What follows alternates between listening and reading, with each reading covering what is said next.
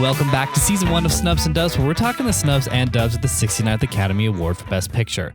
I'm your host, Kyle Tobiasson, and as always, I'm joined by my co-host, Jason Miller. Jason, how's it going? It's going pretty good. Going at a rate of 1 second per second, forward in time, the way I like to have it. I don't really want to change those settings much. How you doing, Kyle?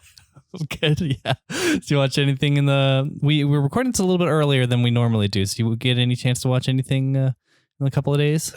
Nah. Yeah. Just The Rock. I mean, we did watch Coda. Well, we did watch Coda. We should probably drop that. Yeah. Because we were on an episode of the Kino Lefters Patreon exclusive Primo Lefter podcast where we joined episode 12 guest Evan McDonald on a conversation of the movie, my favorite movie of the year so far, Coda on Apple TV Plus.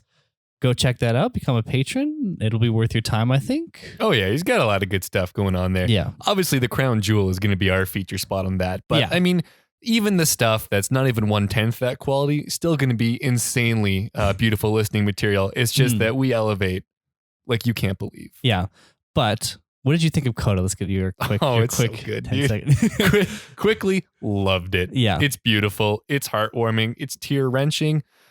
What did you think? I loved it. Yeah, you made me watch it, and I'm so glad you did. I didn't hate watching it the second time. I, in fact, loved it and wanted to watch it again. And I went through to make notes because the first time, I guess the second time we watched it, but the second time I watched it, but when we watched it, I didn't make any notes. And so I was like, well, I'll just go through again. Yeah. And make some notes. And while there was a little bit of skipping, I found I skipped a lot less than I do when maybe I do notes for the movies for this podcast because it's just such a good movie. It's so good. It just makes you feel beautiful inside. Yeah. It makes you feel like you are going to be okay. The world's not that bad of a place, and maybe we'll all just make it yet. Yeah. I also watched Pig. Oh, yeah. Oh, it's pig talk time. Yeah. This is the pig zone.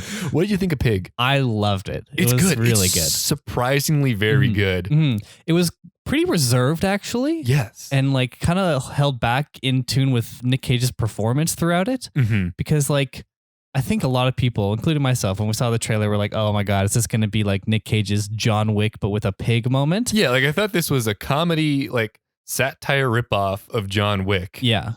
And it was not anything but. Yeah. And it's got such an interesting world with this underworld of chef culture and restaurant staff. And this main character has this history where he was an amazing chef, but then, I think his wife died. Lost it all. Yeah. Yeah. Very interesting. It's really incredible the amount of range that Nicolas Cage has that people consider to be masterful skill when all he's doing is just not yelling for once. He just takes a minute to not speak. Yeah. And people are blown out of their pants by the range of a performance he can give. But it's really good. He gives a great performance. He really shows that he is Academy winner Nicolas Cage in this movie. And I really liked that one moment where he does kind of blow up a little bit. I texted you about it. He gets really angry and he steals somebody's bike and he just walks by somebody on the sidewalk and just screams at them, just a singular for no reason. I think Nick Cage has that in his rider that he must scream at least once and direct it at least one person or he won't do the movie. Mm-hmm. There was also another moment I texted you about that I really liked. Obviously, if you watch the trailer, you might know this, but slight spoilers, I guess, for the plot of Pig. But his pig gets taken and he goes to these other truffle pig people. Oh, yeah. And as soon as he walks up to one of the older ladies there and he's like, so they took my pig. She's like, what the fuck? We're going now. Drop everything. Shotguns just keep getting pulled out. Entire legions of people are loading up into rickety trucks to go find this pig. Yeah. You don't not cross that line. No, she's like, the fuck they did. And then just up and left. Yeah, it was good. Mm-hmm. I really enjoyed it. And I got a double dose of Nick Cage. Yeah. Because this movie has Nick Cage in it too. Yes, it does. I was going to say the people, upon finding out that Nicolas Cage's pig went missing, they went ham. They went ham. Thank you for this pig. Anyways. Anyways, of course, season 1 of Snubs and Dubs is covering the films of the year 1996. And for episode 17, we are talking about Michael Bay's The Rock. Had you ever seen this one before? Nope. Have you? No, I actually haven't. I think this is one that I kind of almost watched several times, but just like never got around to. And kind of slight spoilers of my opinion, was happy to get around to it. Yeah. Yeah. Like, I know I've never seen it before, but I've definitely heard of it. I've seen it around. I'm familiar with some of the bits and pieces of it, but like never sat down and actually just watched it start to finish before. Neither, but I'd been meaning to, and this was a great excuse to. Hell yeah. So if you were interested in The Rock, I've included the links to the physical media related to it in the show notes. If you buy through that link, it'll help out our show, or if you have any other Amazon shopping to do, follow that general link. It'll help out our show in the process. Reminder that this is going to be a spoiler-filled conversation, so if you haven't seen The Rock and you want to, go ahead and do so. It's on Disney+. But without further ado, we're going to get into it. FBI chemical warfare expert Stanley Goodspeed is sent on an urgent mission with a former British spy, John Patrick Mason, to stop General Francis X. Hummel from launching chemical weapons on Alcatraz Island into San Francisco. General Hummel demands $100 million in war reparations to be paid to the families of slain servicemen who died on covert operations. After the SEAL team is wiped out, Stanley and John deal with the soldiers on their own. The Rock is directed by Michael Bay. It is written by David Weisberg, Douglas Cook, and Mark Rosner, with a story by David Weisberg and Douglas Cook. I actually have a fun fact right off the bat here because this was the only kind of sense where it was related. Oh, wow. This movie had a pretty troubled production, and part of it was with the script. The spec script by David Weisberg and Douglas Cook was extensively rewritten and saw a lot of credit disputes with the WGA. Apparently, Jonathan Heisling, Quentin Tarantino, and Aaron Sorkin all had uncredited passes at the screenplay. And British screenwriting team Dick Clement and Ian Lafrenice were brought in at Sean Connery's request to rewrite his lines, but they ended up rewriting a lot of the film's dialogue.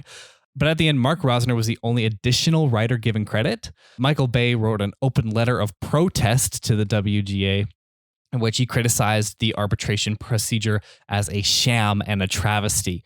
He said that Hensley, who I think did most of the work, had worked very closely with him on the movie and should have received screen credit for The Rock. So what? Yeah. This is insane. None of that dialogue was any kind of caliber that I'd expect this to happen for. Yeah, and there was even something like Nick Cage made a lot of changes to his own dialogue because he wanted his character to not really swear. Oh. And so even like as they were shooting, he was like changing stuff to have like different euphemisms instead of like fuck or shit or whatever. Yeah, I mean, that one makes sense. You can kind of tell when Nicolas Cage starts doing his own thing. You know when he's in his zone. Yeah, but Tarantino and Aaron Sorkin, those pretty high quality, high caliber writers that had to go at this and were left out. Yeah. Yeah. Damn, They got cut themselves. Not even their lines, they got cut. Yeah. The Rock stars Sean Connery as John Patrick Mason, Nicolas Cage as Stanley Goodspeed in his first role following his Best Actor win for Leaving Las Vegas, and Ed Harris as General Francis X. Hummel. It has a runtime of 136 minutes, and it released in the summer of 1996, June 7th. Jason, what did you think of The Rock? You know what, Kyle? I liked it. That is kind of crazy to me that all that tomfoolery went around behind the scenes, because this kind of seemed like just a good Michael Bay action pick. Yeah. Probably one of his tighter ones somehow, even though a lot of it didn't seem that tight. Yeah.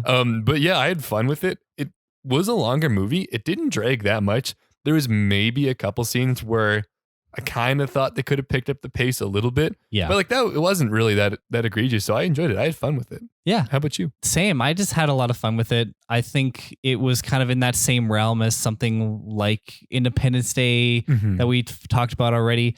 I don't know if I liked it as much as Independence Day, but like it is in that same realm, and there's a lot of that goofy 90s action stuff. Oh, it's such a 90s, which again, I don't know how they were fighting over the lines when it would be like Sean Connery saying, "I'm too old for this." It's like, what? Did that have extensive rewrites?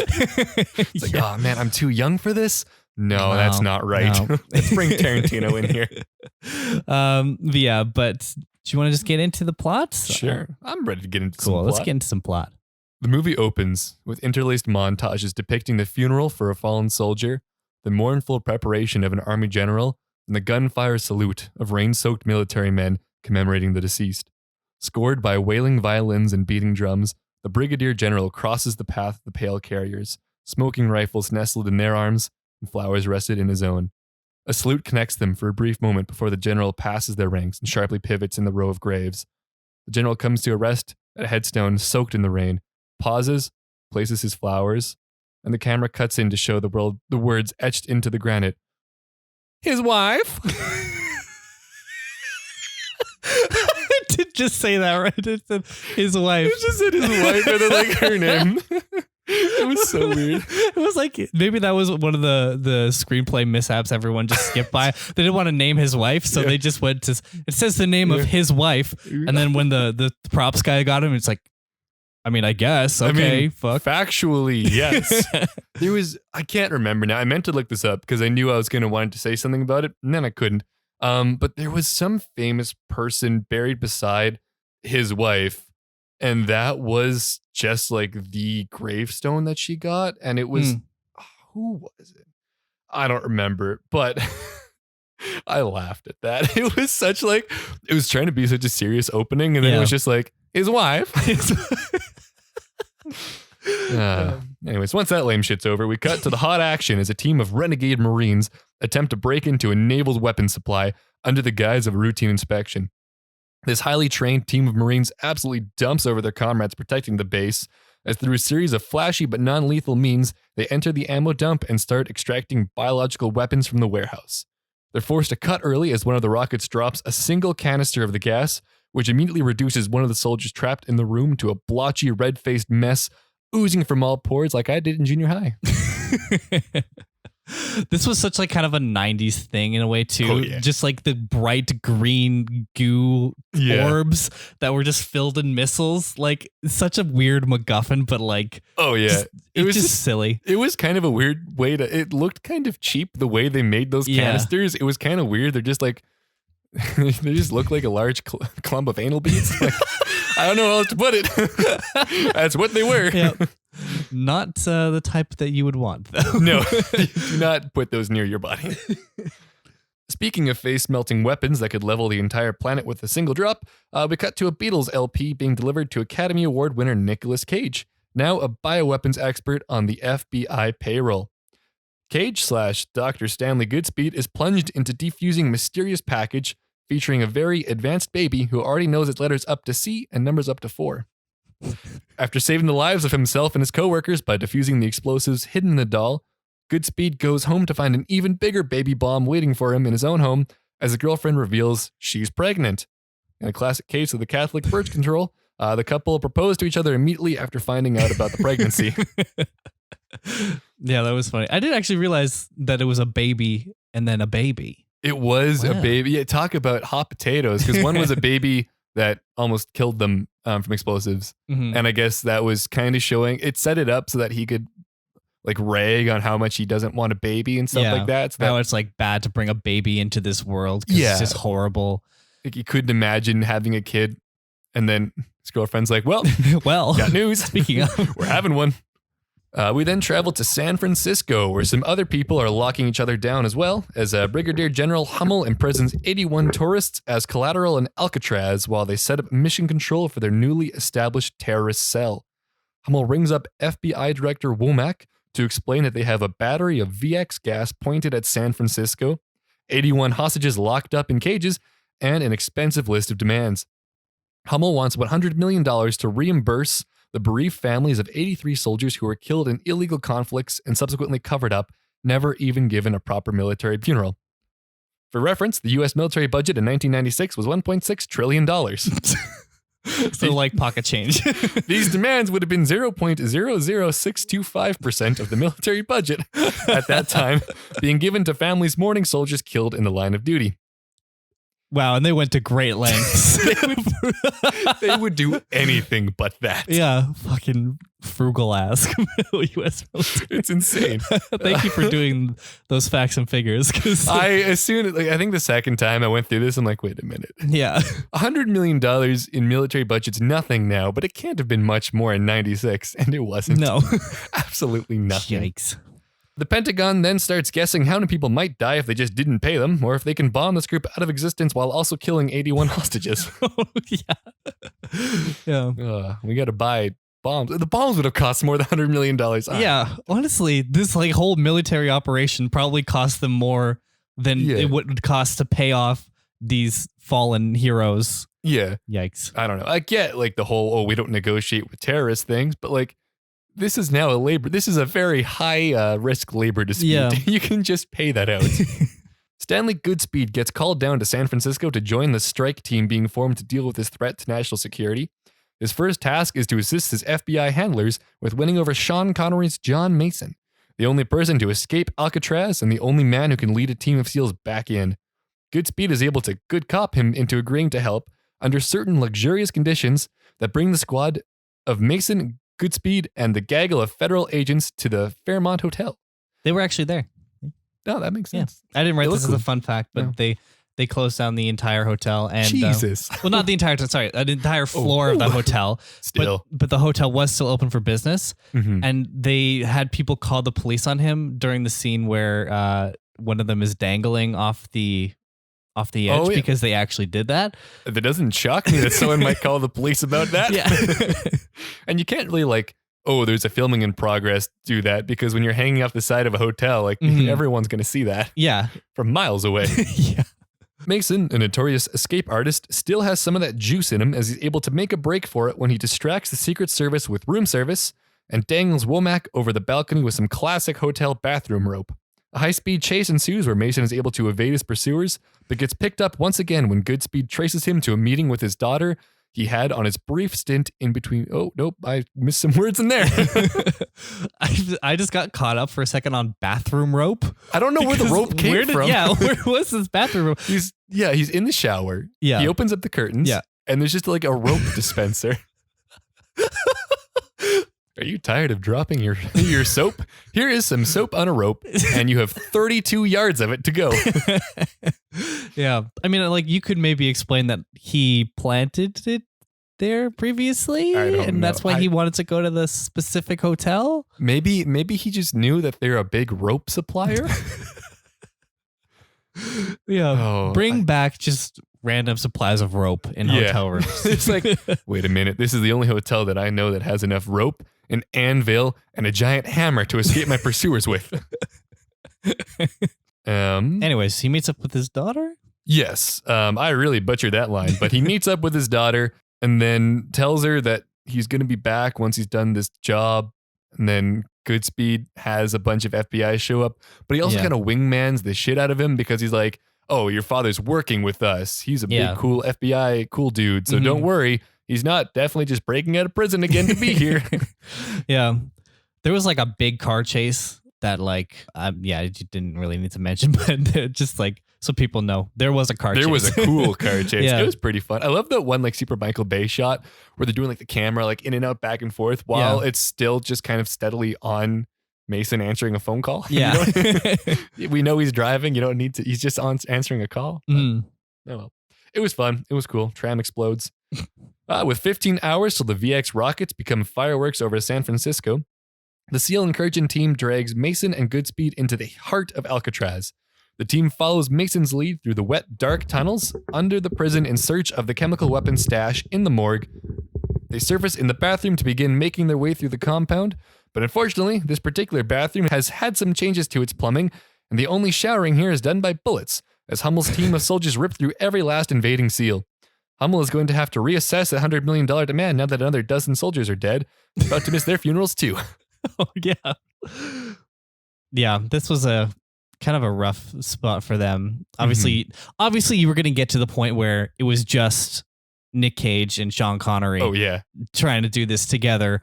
But like this standoff kind of felt, I don't know, strange in a way, but it also showed off that like there was two opposing viewpoints within the demanding team. I didn't mind it. I do love that, like, of the Navy SEALs that were going with Mason and Goodspeed, one of them has lines, and that extends his life before by like 2 minutes. Yeah, exactly. He just is the last one to go, so he kind of gets stuck in the sewer, and then he dies. But yeah, I did like it. It's just like the villain is so weird. His idea is so strange that it's hard to really set up like a good narrative with him. Yeah, because they went out of their way to make him more sympathetic in a way. Yeah. And like, obviously, this might even be the writers trying to make their own statement on this. Like, it is the sympathetic villain angle that I think a lot of movies now try to go for. Because, like he's trying to get reparations for families that they lost loved ones in top secret missions and now have nothing to show for that and not even a funeral. And so, that's a noble cause, but obviously he's doing it in a very terrorist way. But you're willing to kill millions of people in order to get, like, it doesn't make a lot of sense. You can't both be so tuned in and caring and empathetic to dead soldiers if you're willing to kill all of them again anyways. Like, why didn't they should have either upped the stakes of what he wanted or downgraded the severity of what he was doing. Because you take a look at Thanos. He killed half of the world, or not world, half of the entire universe because what he wanted was a reset on that scale. Hummel's willing to kill millions of people for $100 million that he's giving away to other people. Like, that doesn't make sense. It doesn't. No. Like the scale of like what he's going to do versus what he's asking for is just totally off. And like, I think the chemical weapon part is where they wanted to land. And obviously that's entirely because of they wanted Nick Cage's character to be some sort of wacky chemical guy and out of his element and not the best contributor to this team in this buddy cop odd couple sort of thing. But missiles would have also been a decent enough threat, just like normal missiles. He could have just been deactivating missiles. Like, maybe he is still the chemicals engineer, but just knows more about these particular explosives. I'm kind of wondering if maybe they wanted to go for a bigger punch, like instead of just wanting reparations for these dead soldiers, maybe in some version of this, he wanted America to withdraw from a bunch of wars because he was sympathetic to the amount of innocent civilians being killed in other countries. But in 1996, that movie's not getting made. No. There's no way they're taking that strong of an anti-military stance against anything being done by the government. So maybe they have to water it down to they just want some reparations for some dead soldiers in some missions that were long enough ago that we're not mad about, like that it's not a hot topic anymore. Especially when like you have to get the actual US military involved in the movie in order to like have it kind of go or to get access to the like fighter jets and the stuff that they get for this movie. Because another fun fact, a lot of the extras who were the Navy SEALs were actually Navy SEALs, like real US Navy SEALs. And so you have to have that relationship with the military. So obviously you can't shit on them a lot while having any support from them. Exactly. With seal hunting season running its course, Mason also hopes to run a course straight off the island, but is brought back by Goodspeed, who reminds him that his daughter happens to be one of the people who would be snorting nerve gas if the rockets go off. Through a volley of bombs set off by Hummel's men, Mason and Goodspeed eventually make it to the stored rockets in the morgue and add a couple soldier bodies for easy, convenient cremation. Goodspeed sees that they are 3 rockets short still, and the duo is forced to split when a bunch of Hummel's men start firing. Back in the tunnels, Mason and Goodspeed dispose of 3 soldiers, including Goodspeed's first ever murder. Good for him. Yeah. He always got to remember your first. Now that Goodspeed has ended his first life, Mason prepares to sacrifice his own as he surrenders himself to Hummel and lies about being the last soldier to cover for Goodspeed and give him the cover he needs to deactivate the last 3 rockets. Because at this point, Hummel's threatening to kill a hostage because he wants the chips back in his rockets so he can fire them. Then Sean Connery stepped on them and was like, "Oh, it's too bad. I destroyed them. I'm Sean Connery." That's pretty good. Thank you. I just need to like really mangle my tongue up in my mouth. Yeah, because I don't know. Did we mention that they're holding captive 81 hostages? I think I mentioned that. Maybe. Yeah, I think I dropped that in one of the earlier lines. Yeah, they're not referenced much until this guy's a threat to get shot again. Kind of forgotten about. Yeah, they're not super important other than you need to know that's why they haven't already blown it up. It's because there's people there. Yeah. Unfortunately, this doesn't do much good as Stanley only gets 1 more rocket deactivated before getting caught, and him and Mason get thrown into separate cells. Mason easily breaks them out of prison and tries to escape once more while Goodspeed runs behind him screaming in a very attention-grabbing and snipeable manner. Stanley decides he can do this all on his own anyways and heads back for the compound while Mason runs away. This is kind of like some of this bickering you didn't need. I get annoyed when someone tries to run away, realizes they don't need to, comes back, helps, but then like a scene later, they're running away, they need to be convinced to come back again. Like, do it once. Yeah. Yeah. And I think some of that was just to kind of up the tension between these two and get that buddy cop flavor sort of thing. Yeah. But yeah. Dragged. Not the biggest deal. Goodspeed almost makes it the entire way to the front door before a gun is pointed at his head. However, in a 180 twist, Mason returns to Uno reverse this guard's neck like an owl, snapping it completely. Hummel decides this is a great time to fire off a warning rocket, throwing his spine out the window at the last second to detonate the rocket overseas. At this moment, the president says, "Oh, you want to see soldiers not get a funeral," and approves a napalm strike to emulsify Alcatraz. Okay, a couple things in this. Did he just like completely poison that entire section of ocean? Oh, probably. Because I imagine so. Like that would have probably been equally as catastrophic as just like hitting a building. And like if this makes human pudding, then it has to absolutely irreversibly damage everything living in that section of the ocean. Yeah. And like, is it going to stay in the ocean? Oh, definitely. Are we going to have fucking acid rain now because the water cycle is going to cycle through? And like all the fish that eat the chemicals are then going to be eaten by bigger fish, and then people are going to eat those fish, and then they're going to get sick. Yeah. So didn't really think about that one. Nope. Hummel's kind of losing it at this point. They're calling his bluff. He never meant to kill anyone. Obviously, because he's here because he was sad that 83 people are dead. Why is he going to kill million? No, and I think that is one part where I wanted more conflict within the group. Yeah, I wanted like that kind of shows up near the end, and it's only after that this happens that he shows that he's not actually really going to do that.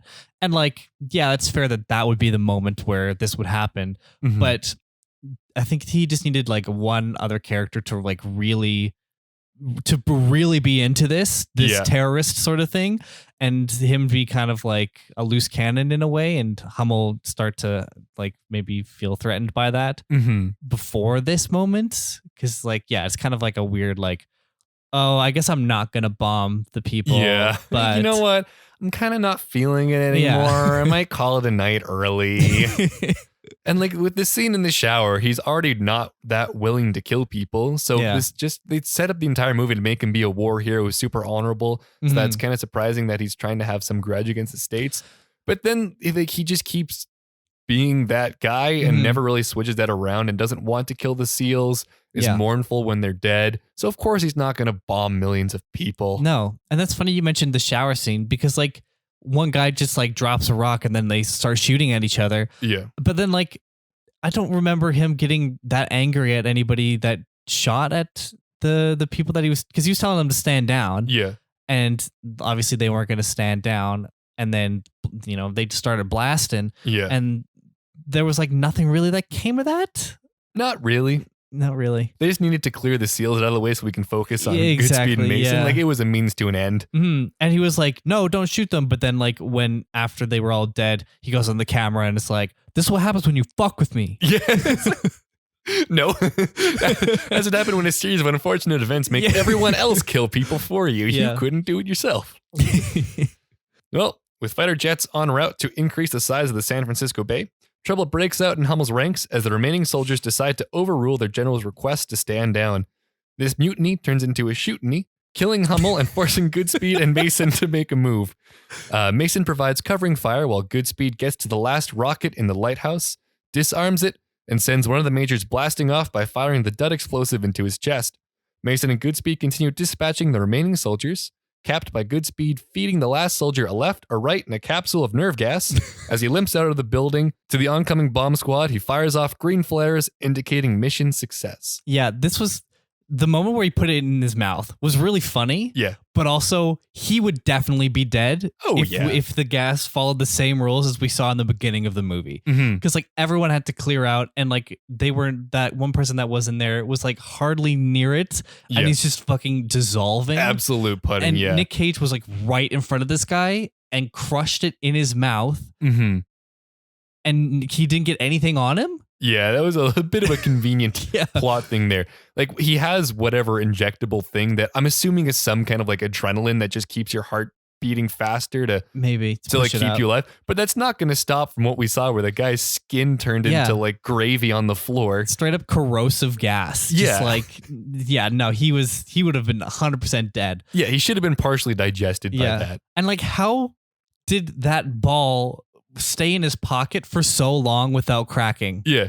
As he's also getting thrown around and fought and slammed and like sniped at. Yeah. It just stays cool until he decides to push some guy's mouth into it. Yeah. And also the first thing that, like, when they're stealing these the first time and the guy died, the first capsule opened by like dropping from the rocket, rolling into a wall slowly. It was a very like it took the least amount of contact, and now they're getting thrown around, slammed down, left in a vest while this guy just rolls around on the floor. So, but they went from like a little thin glass ball to a fucking bouncy ball in like 2 seconds. Bullets couldn't break that for me until the teeth could again. Yeah. Well, a quick cascade of communications doesn't reach the pilots in time, and one of the napalm bombs is set off, blasting Stanley into the bay. Mason once again saves Goodspeed's ass and drags him safely to shore. Goodspeed in turn tells Womack that Mason has died, gives Mason instructions to find some clothes and money, and tells him to hit the bricks to go live his life and reconnect with his daughter. And Mason, as a wedding gift to Goodspeed, tells him where to find the holotapes that Mason had thrown away his adult life to protect from the FBI, which is then burgled by the newly married couple of Goodspeeds, and the movie concludes with them finding out who really killed JFK. Wow. That's The Rock. That is The Rock. The ending is a lot cooler than was written down. It gets really action heavy. A lot of just like fighting, wrestling, and like fun, cool gun scenes. Yeah. It's a Michael Bay action movie, that's for sure. Oh, for sure. I think it is, and it's one of his best, I think, easily. It is a really tight one. Even though the plot was really kind of finicky with like the character motivations, it didn't really matter. Like, it didn't really impact my viewing of it. No. I just knew that it could have been better with like an actual plot. Yeah. But it's still fine. Every part was enjoyable. Yeah. I just had fun watching it. That's all it needed to be. Just a fun action movie. Yeah, I think it's a really easy one to watch. I don't know if this is like of this type of movie where it's like a really easy, fun, action movie to watch. I don't know if this would like break in like the rotation of those type of movies that I like to watch though. Yeah. I like this to me doesn't hit the heights of Independence Day. No. And it's sort of like sheer scope and ridiculousness and epic fun. Yeah. But it does have like really fun moments, and it's funny at times. And like obviously there's some funny one-liners, but yeah. It's good. It's just not cohesive enough to really make it the distance that Independence Day did. And it doesn't have as many like wow factor things where Independence Day has sick shots, a bunch of really cool effects. This is an action movie. Nothing really like jumped out at me as like above, like it was a good action movie, good performances, but nothing is above the rest. Nothing's elite about it that really makes it stand out. Yeah. And I think like it's a really easy movie to like. Like I don't disagree with anybody who says they really like this movie. Yeah, I can see there's a lot of stuff to enjoy in there. Yeah, exactly. And I would probably watch it again, quite easily. But is it, we're getting into kind of the score here, but would I be running out to watch this again? Maybe not so much.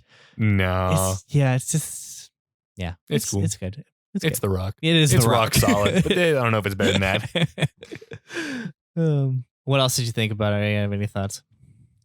I'm trying to think of anything else in particular that really got me going. And that's what I'm finding about this movie. Yeah. Sorry, go ahead. Oh, no, I'm saying there wasn't like really much. No. It kind of just like, it works as a unit, but.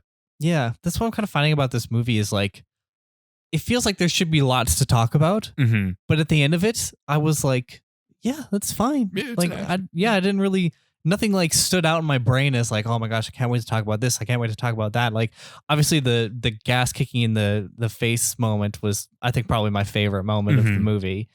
But like overall, there wasn't like a lot that stood out. Yeah. The car chase scene was cool. Yeah. I don't know if it's like gonna be worth any notoriety as like the car chase scene. Yeah. But it was cool. Yeah. I enjoyed it. For sure.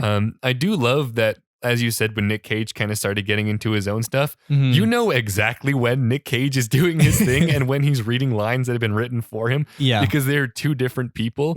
And all like the heavy action scenes, especially near the end, that is just Nick Cage being Nick Cage. Yeah. Like at the start, he has like a character that makes sense. And then by the end, he's just like a psychopath screaming and running around with weapons. Yeah. And it's amazing to see. I do think this movie sets up really well. Like the start is really effective to kind of get you all the ingredients that you need to continue on to this movie. I just think that the rest of the movie, while it did kind of like check the boxes of things that it was set up, it was like kind of just that. It was just checking the boxes. Yeah. And so like you see in the beginning the big needle and you're like, okay, well, he's going to use the big needle later. Yeah. Obviously. And then with the big string of things, you know, like you kind of have a think that like one of them's going to go off eventually in some form. And, you know, it's the form of him kicking him in the face. Yeah. And like Sean Connery, like, you know, he's probably just going to get away in the end. And that, yeah, it's just, it was kind of predictable in most senses, but like I'd say the shower scene I didn't actually know exactly where that one was going when it happened. Yeah. Like they set up that the motion sensor is being placed in the bathroom, so you know they're going to set up the motion sensor. Yeah. But when there was the standoff between the soldiers, I didn't know how that was going to be resolved. So I think that was at least interesting. But a lot of this is just like kind of action movie. They explicitly state all the things that will be important later. Yeah. And even with the needles was weird because it didn't seem like he needed it the way that he wasn't Not melting really. by the gas. But Yeah. Yeah. I'm And glad also- they got one napalm strike in. That was cool. Yeah. Also, in the beginning, he's like taking the direct blunt of this gas. Yeah. And his friend is the one whose suit is melting. Yeah, that didn't make any sense. Yeah, like he's like immune or something. I think that was a different gas because it was like Maybe. white and not green. Yeah. But it's still, it doesn't make a lot of sense that like they're trying to show how dangerous whatever gas that is by the guy who's not operating on the baby doll, having his gloves just melt off. Meanwhile, Nicolas Cage is in it and not being affected at all. Yeah, not at all. So, Yeah. but yeah. Do you want to get into the reviews section? Yeah, let's do some reviewing. Okay. So what did you think the response was from audiences and critics? You know what? I feel like this is going to be pretty high because there's nothing really that offensive about it. Probably critics a little bit lower because it's kind of just a fun action movie and critics have never had fun in their life. So probably, I think audience, I'm going to say 87. Critics maybe like an 81. Cool. You were actually really close with audiences. It was at 85. Okay. Critics was actually 68. Oh God, they So- really hate this one. Yeah. Man, they do not appreciate Nicolas Cage nearly as much as they should. Any movie that has him being Nicolas Cage in it deserves an 80, guaranteed. Flatline. If it's a good movie above that, go higher. Well, you came really high off a pig and then you were just Really? like ready to. I don't know. I just have so much fun watching Nicolas Cage be himself. I don't care Yeah. what the movie is. You can put him in literally anything and it's better off for it. Yeah, it is. Yeah, it's fun. IMDb was a 7.4. So audience is still quite high. And then Metacritic was a 58. Okay. So yeah. Metacritic. Yeah. Grow a funny bone. You clearly are lacking a smile in your life. Try and get one. Well, the producers of this movie are going to be smiling and laughing because it made bank. This seemed like the kind of movie that would. I'm Yeah. not surprised by that. So on a budget of $75 million, it made $336 million worldwide. That included 134 domestic and 202 million international. So Damn. yeah, had a That's good pretty spread. crazy. I knew this was going to be a massive budget movie Yeah. because like they, again, like rented out the whole hotel or the whole floor at least. Mhm. I knew they were actually like on location because it's like pretty, like you're in the hotel. Yeah. And like that drive scene was kind of sick and a lot of destruction happened Yeah. during And that that. was another problems that they had was trying to get that strip of street on San Francisco. That was just a big issue for them. And I think oh my God. there was a lot of events in this movie where if there was like producers that were like, you know, oh, like we don't want this, Michael Bay. Why are you doing it like this? Where Sean Connery would just come into the meeting unexpectedly with Michael Bay and just be like, give him some slack. Just like, get off his back. And then the producer would be like, fine, Yeah. Sir Sean Connery. I love that he has that pull. Like Yeah. no one's going to say no to Sean Connery. No. And I would like to have him in my corner. Obviously, rest in peace, Sean Connery. But Yeah. like, I would feel so validated Mhm. if Sean Connery came to a meeting with me and was like, cut this kid some slack. Yeah, do what he wants. Yeah. If Sean Connery had asked for the $100 million, he would have got $1,200 million. Yeah, maybe that's why they had to have Ed Harris instead of Sean Connery in that role. They're like, damn, the government would just fall apart immediately and give him whatever he wanted. Yeah. That landed it at 4th overall for the year. Really? Yeah. Dang. Good for them. I'm glad this one made money. Yeah. And now we've talked about the top 4, I think, because it was Independence Day, Twister, Fuck. That wasn't one of them. The Rock, I think you're trying to say. Yeah. Shit. No, that also wasn't one. I have Independence Day, Twister, Mission Impossible. Okay. So there not quite yet. Okay. Not quite. Save it for next week. Yeah, true. I think the 5th one's The Hunchback of Notre Dame, which we're not talking about. Yeah, so. I don't care about that one anymore. All good. But yeah, so it did really well. Do you want to get into our scores, though? Ooh, I would like to. How would you rank your enjoyment of watching The Rock? It was solid. It's a good, fun action movie. Nicolas Cage earns points for it on its own. A couple times it dragged a bit. Yeah. A lot of the dialogue was, again, I don't understand how there is such a dispute. The dialogue was just like anything you'd find in literally any action movie. Yeah, exactly. I'll give it a 3.5 for my enjoyment. I do believe. That is exactly where I was landing on it too, because I don't think this is hitting the heights of like a 4 or 5. I think 3.5, solid enjoyment. It's fun. Yeah. I think if anyone else was Goodspeed, it's a 3. Yeah. Nicolas Cage is Goodspeed. It's a 3.5. If Nicolas Cage was more people, it would only keep going up by 0.5. So if you want a 5 out of 5, Nicolas Cage has in everything. I think Arnold Schwarzenegger was attached to this at some point, Oh or my God. I think he read the early script and denied it. But I think he was. I can't remember what role he was going for. If it was either Goodspeed or Sean Connery. Okay, no, he shouldn't have been either of those. Yeah. He should have been Hummel. That would have been sick. Maybe. Yeah. Or like the guy who mutinies at the end of the movie. Either he should have been one of the villains. That would have been tight. That would have been cool. Yeah, that actually might have worked. But yeah, I think he read the script in like an early phase, and it was pretty messy. Probably so he was pretty like, dog shit, apparently. "No, I will not star in The Rock." We'll watch another Arnold Schwarzenegger movie. Oh yeah, and then we'll do the entire hour-ish podcast in the Schwarzenegger voice. No, I can't do it. I'll have to work on it before then. I had to watch videos on how to do the Borat in my wife voice, so I could do one line of his wife, and it still wasn't even that great. I didn't even know that was what you were going for. I watched Borat saying my wife for a couple of minutes, and like. I think people who have seen Borat at any amount and are then watching this afterwards will say that mine was pathetic and not a good Borat at all. Okay. Thank you for clearing that up, because I had You're no welcome. idea that was what you were going for. Disappointed in you. You should have picked up on that. Mine was not good. It wasn't that bad. Get some culture. Anyways, Craft. Ooh, I mean, like the action parts were cool. Nothing particularly wowed me after that. They really went to a lot of lengths to get the scenes they needed to shoot in. Yeah. Don't know if it helped really all that much. Like, I don't care if they shot that in the actual Fairmont Hotel or not. Yeah. It was in there for 20 seconds. Yeah. I'll give it a 3. Nothing offensive about it. Yeah, that's totally fair. I think I might go a little bit higher, 3.5, just because I like how they shot The Rock, Alcatraz. I like how they were in there, and there was some really cool action scenes that are clearly very hard to pull off, and so apparently give them some credit for that. And so yeah I'm going 3.5. One thing I just remembered, when they got into Alcatraz, all of a sudden there was this like video game-esque like level that they had to get through, where Sean Connery had to roll through like fire pits. Oh yeah, and like swinging blades to like get to the other side of the door. There's no way that exists in the Alcatraz. Also, what I don't understand about that is like Mason's just kind of doing the opposite path of how he got out, right? And he has to go through that stupid contraption because the door locks from the outside. But if he's breaking out, he's on the side the door was locked from. He can just open it and leave. He never should have had to interact with this random fire gear pit. That's a very good observation. The first time I watched it, I'm like, why did he know this? He didn't need any of that. That was just for like fun. I memorized the pattern. Yeah, it's like, no, you opened the door. It was locked from your side. Why would you do that? You did that for fun, Mason. Yeah. God damn it.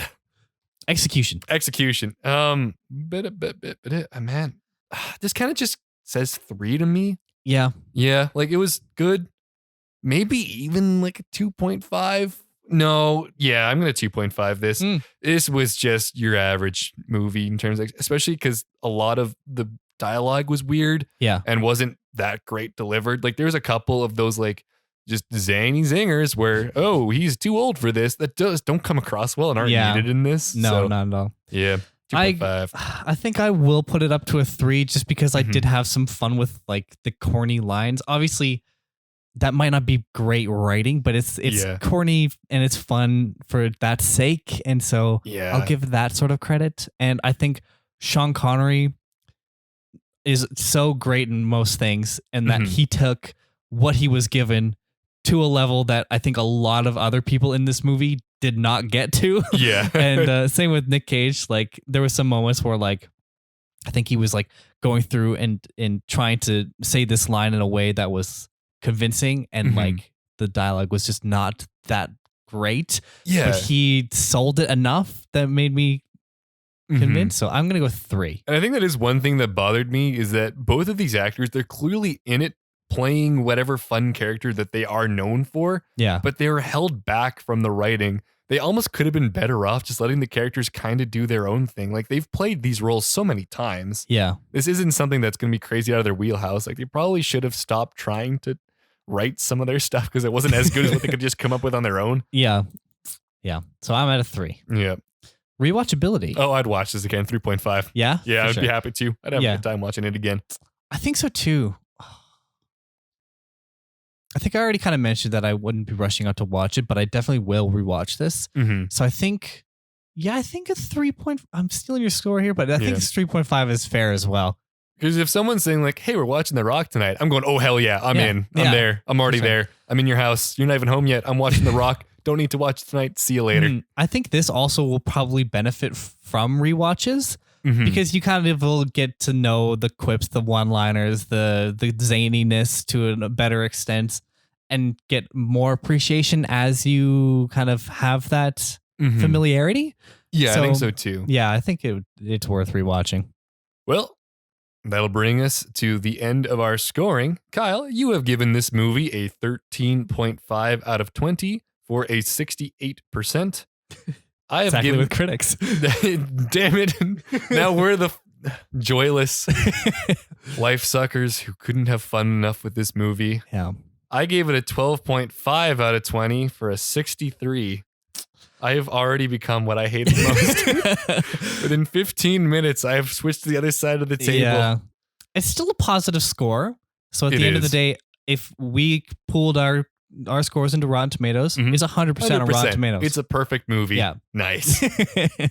Ranking time, I guess. Yeah, let's rank it. You ready to rank this bad boy? I'm ready to rank this bad Kyle, boy. here's what you have so far. Top to bottom. Fargo, Scream, Swingers, Jerry Maguire, Independence Day, Secrets and Lies, Bottle Rocket, Train Spotting, Twister, Primal Fear, The People vs. Larry Flint, A Time to Kill, Breaking the Waves, Lone Star, Happy Gilmore, Marvin's Room. Just above Twister. Yeah, that's kind of, that sounds right. I like that. And in a similar kind of genre too.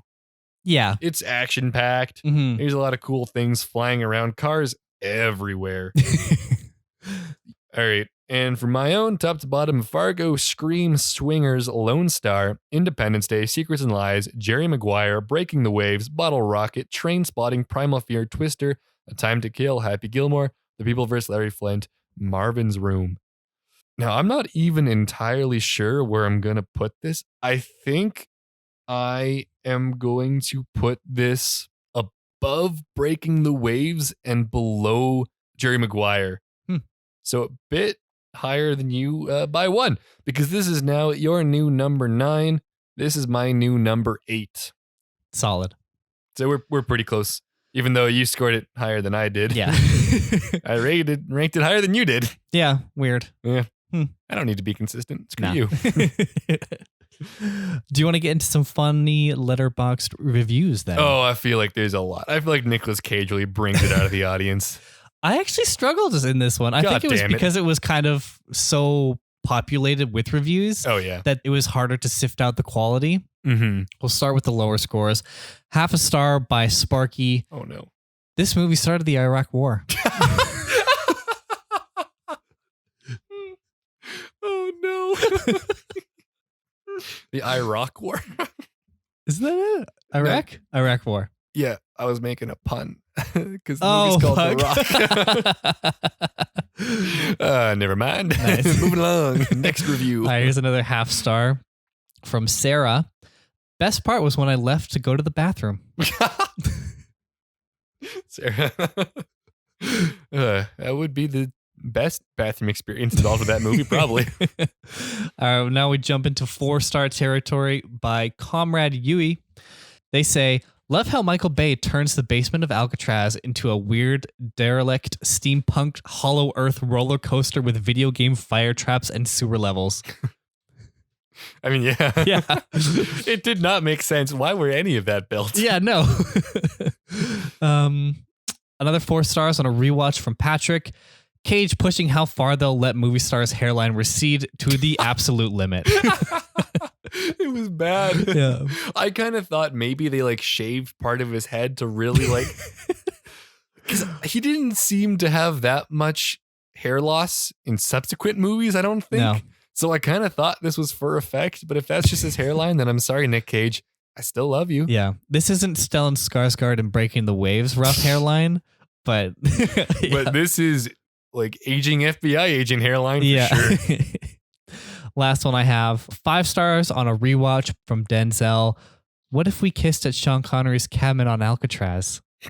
Now, there is some actual research I had to do on this because Sir Sean Connery insisted that the producers build a cabin for him on Alcatraz as he didn't want to travel from the mainland to the island every day.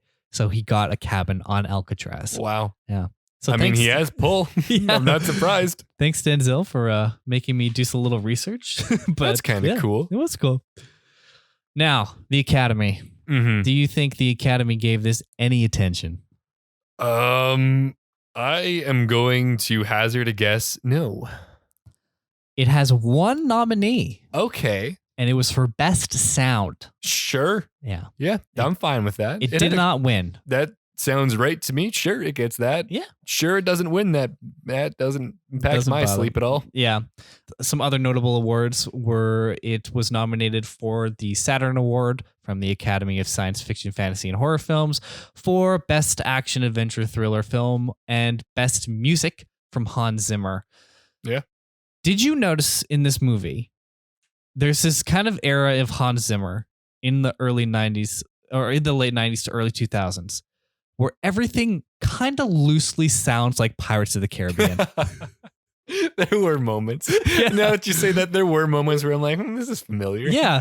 But didn't think about it too much. No. And I thought it was just Gladiator and Pirates of the Caribbean because those two have very, very similar themes. Yeah. And then this one, I was listening, I was like, there's no way that he's doing the same thing again. Yeah. But actually this would be the first time that he would be doing it. But this is the warm up. He slips this one in. The people like it. It gets a nomination.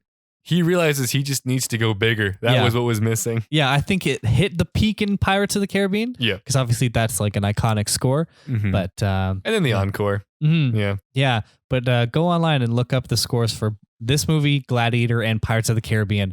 All very similar. Yeah. Those scores are tied. Yeah. It won 1 award. It was the MTV Movie Award for Best On-Screen Duo of Sean Connery and Nicolas Cage. Yeah, that's a guarantee. When you get those two together, it's a shame if they do anything less than that. Yeah. Finish up with some interesting facts. Cool. Page is gone. According to director Michael Bay, the script was written much more straight and serious than the final movie ended up. Most of the humorous moments and lines were improvised during filming. Good. Thank God. That really saved some parts of this then. Yeah, I think there's a lot of interesting stuff that happened around this screenplay, as I've already mentioned with the writers and the attribution credits and stuff. There was a lot of issues in there. and I think I mentioned this one already, but much of Nicolas Cage's dialogue was ad-libbed, including the Zeus's butthole line. Yeah, I knew that was a Cage original. Yeah, Michael Bay actually wanted to cut that line, but Nicolas Cage insisted on keeping it. Good call. What really saved the back end of this is the zaniness of Nick Cage. It was also Nicolas Cage's ideas to have his character not swear. His euphemisms included gee whiz. That was his contribution. So I think I did mention that one already. Yeah. Lastly, Nicolas Cage was concerned that he, quote, looked like a little Japanese schoolboy. What? Wow, what? How? When? What? Sorry, I struggled to get through that. You got it through though. So he's, he was concerned that he looked like a little Japanese schoolboy in his scuba gear. While all the other actors looked cool, Michael Bay admitted he did that intentionally to make him look ridiculous. Okay, I like that. Yeah. That's fun. That's a good call. But yeah, any final thoughts on The Rock? It's fun. It needed a better villain that made a bit more sense. Yeah. It needed better writing for the two huge names that they have in this. Yeah, but it's a fun ride. They kind of make up for it anyways. You have a good enough of a time with the characters. You have a good enough time with the action. Yeah. Even though it's clunky as all hell, it still works. It does. I agree. I think it's fun. I think you should probably watch it. It's good. It's easy to watch. It's a fun time. You're not going to go wrong. No. The Rock. You're not going. It's not going to hurt your feelings, but no. Yeah. You might be shocked by how big that needle is, but I don't know. Yeah, maybe if you don't like needles. Ooh, yeah. Yeah, maybe that's like the one thing. Or bad hairlines. Or that like gross corrosive moment of kind of body horror that they did at the beginning. Oh yeah. Kind of wish there was more of that. Yeah, they were so wishy-washy on that. Yeah. There wasn't a lot of violence, but there was a bit. Yeah. There wasn't like a lot of body gore, but there was a little bit. Yeah. They just should have either embraced that or kept it clean, but it was weird in between. Mm-hmm. But yeah. Man, I got nothing else. That's The Rock for you, that wraps baby. The Rock. Yeah. I want to thank you guys all for listening to Season 1, Episode 17 of Snubs and Dubs. As always, you can find us everywhere on social media at Snubs and Dubs. That's Instagram, Twitter, Facebook, Letterboxd, etc. We're also on Good Pod, so make sure to check us out there and join our official Discord. We would love to hear your thoughts on The Rock or on this episode, so please send us a tweet or a message with a question, recommendation, or anything else. I'm also at Kyle Tobiasson on Twitter, and Jason is at Wendy_Mills. Of course, all those links are going to be in the show notes. Make sure to leave a 5-star review and share the show, then check back next week for another episode. Here's a sneak peek of the film we're going to talk about.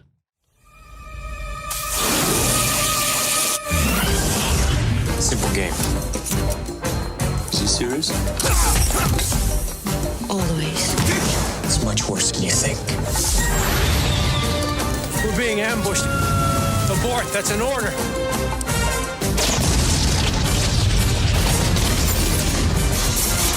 They knew we were coming.